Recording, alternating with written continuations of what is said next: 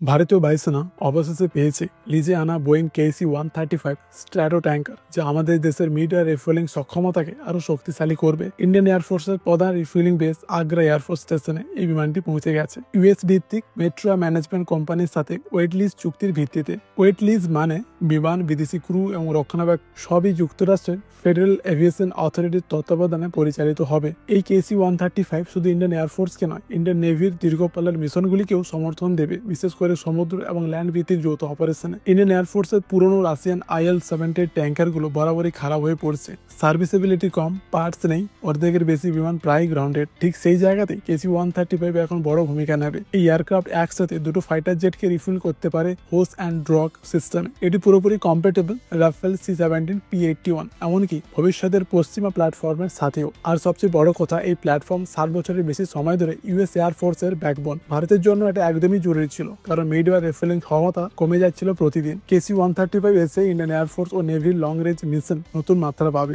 এটাই ভারতের আকাশ শক্তিতে এক বড় রিএনফোর্সমেন্ট। এই নিয়ে আপনাদের কি মতামত অবশ্যই কমেন্টে জানাবেন। জয় হিন্দ, জয় ভারত।